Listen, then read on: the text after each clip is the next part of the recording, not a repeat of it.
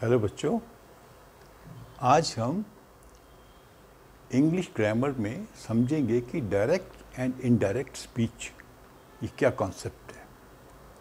तो इस टॉपिक पर मैं कुछ वीडियोस बना के आपको पूरा समझाऊंगा ये कॉन्सेप्ट क्या है और किन बातों का हमें ध्यान रखना पड़ता है जब हम कोई सेंटेंस डायरेक्ट स्पीच में लिखते हैं या इनडायरेक्ट स्पीच में लिखते हैं।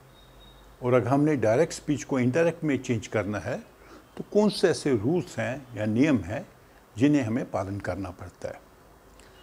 तो आगे चलने से पहले मैं आपसे एक बार रिक्वेस्ट करूंगा कि अगर आप मेरी वीडियोस देख रहे हो जो मैंने बनाए हैं डिफरेंट सब्जेक्ट्स के ऊपर, इंग्लिश ग्रामर के ऊपर, मैथ के ऊपर, साइंस के ऊपर, तो अगर आपको वीडियोस अच्छे लग रहे हैं तो प्लीज़ आप इन्हें लाइक करें, अपने फ्रेंड्स के साथ भी शेयर करें और मेरे चैनल को सब्सक्राइब करें अगर आपने अभी तक नहीं किया है तो। उससे क्या होगा कि मेरे को भी अच्छा लगेगा, मुझे एक किस्म का इंकरेजमेंट मिलेगा, मैं आपके लिए और मेहनत करके अच्छे अच्छे वीडियोस बनाऊंगा। ओके, तो प्लीज़ मेरे चैनल को आप लाइक करो, मेरे वीडियोस को आप लाइक करो और अपने फ्रेंड्स के साथ शेयर करो और मेरे चैनल को सब्सक्राइब करो। तो हम आते हैं डायरेक्ट एंड इनडायरेक्ट स्पीच के ऊपर। ये कॉन्सेप्ट क्या है और क्यों यूज़ होता है। अगर मान लीजिए कोई व्यक्ति आपसे कोई बात कहता है और फिर वो बात आप किसी थर्ड पर्सन को बताते हैं, तो उसे बताने के दो मेथड होते हैं। अगर मान लीजिए कोई व्यक्ति आपसे कहता है, आपसे मिलता है, वो कहता है आई लिव इन दिल्ली, मैं दिल्ली में रहता हूँ, तो ये बात उसने आपको बताई। अब आप ये बात किसी थर्ड पर्सन को बता रहे हो, तो उसको बताने के दो मेथड होते हैं।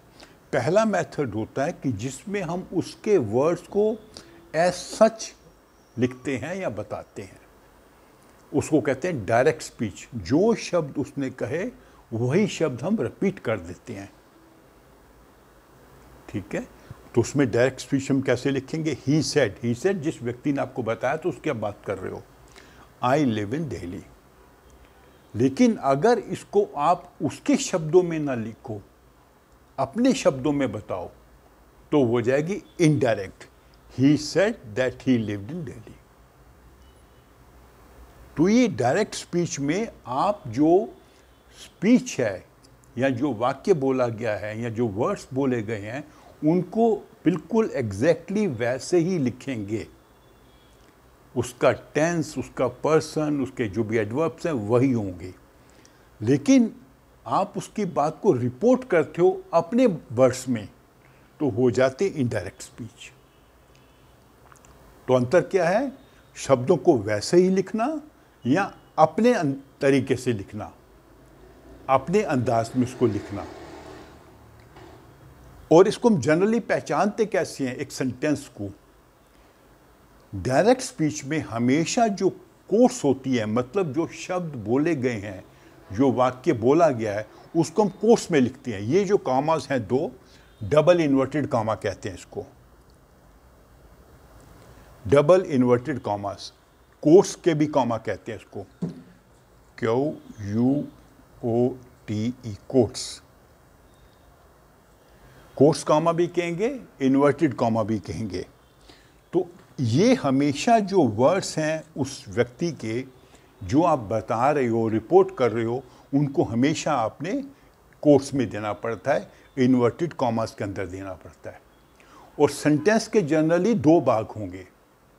पहला भाग आपको बताएगा कि किसने ये बात कही, दूसरा भाग क्या बताएगा, क्या बात की गई। और कई बार इसको ऐसे भी लिख सकते हैं, इसी चीज को आप ऐसे भी लिख सकते हैं, I live in Delhi, comma he said. तो दोनों तरीके से लिखना सही है, दोनों में ये डायरेक्ट स्पीच है। आपने एग्जैक्ट वर्ड्स उसके बताए हैं विद इन इन्वर्टेड कॉमास।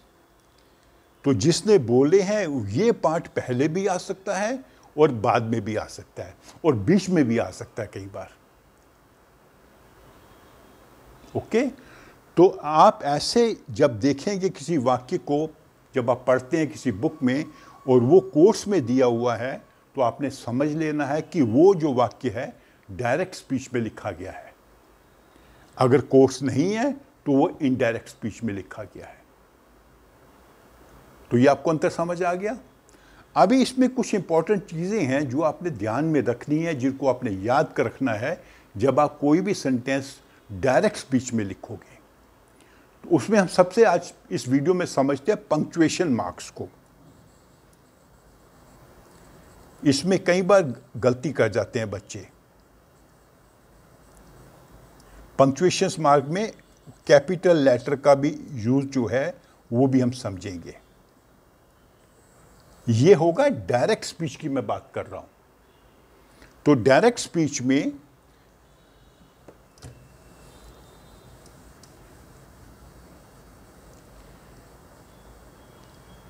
पहला रूल क्या है पंक्चुएशन का? फर्स्ट रूल है कि यूज ऑफ इन्वर्टेड कॉमास। हम हमेशा जिन शब्दों को हमने लिखना है जो उस व्यक्ति ने कहे हैं हम वैसे ही लिखेंगे और उनको हम इन्वर्टेड कॉमास के बीच में लिखेंगे। तो ये पहला रूल है। डायरेक्ट स्पीच में आपको इन्वर्टेड कॉमास का यूज़ करना है जो यूज़ किए जाएंगे उसकी बात को लिखने के लिए, बताने के लिए। जैसे इसने क्या कहा था, आई लिव इन दिल्ली, इस पार्ट को हमने इन्वर्टेड कॉमास में लिखना है। सेकंड रूल, जो फुल स्टॉप होगा और कई बार मार्क ऑफ इंटेरोगेशन होगा, कई बार एक्सक्लेमेशन मार्क होगा, कई बार कॉमा होगा, तो ये कॉमा या एक्सक्लेमेशन मार्क या इंटेरोगेशन मार्क या फुल स्टॉप इन्वर्टेड कॉमा के अंदर आएगा। इसमें अक्सर बच्चे गलती कर जाते हैं। वो क्या करते हैं, इन्वर्टेड कॉमा ये फुल स्टॉप बाहर लिखते हैं ऐसे। ये गलत है। फुल स्टॉप डालना है कि इन्वर्टेड वो डालना है आपने question mark.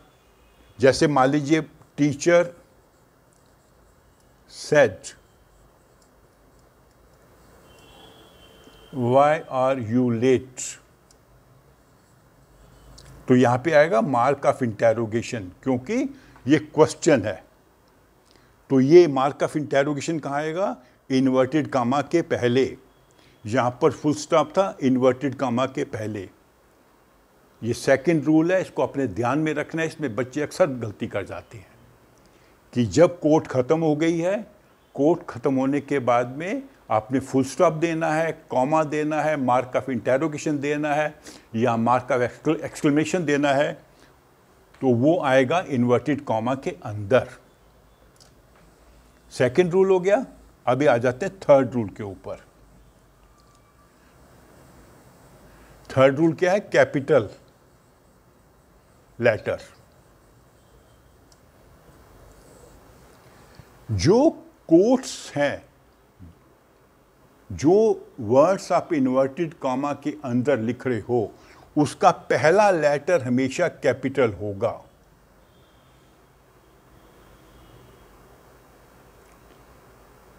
Okay?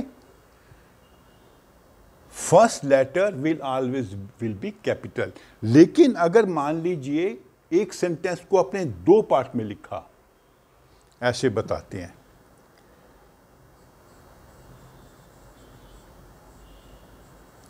Looking back comma he said,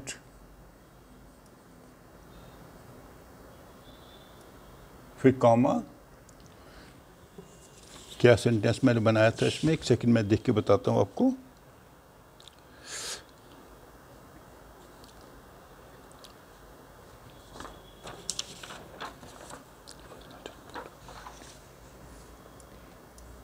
He was not expected to win the match.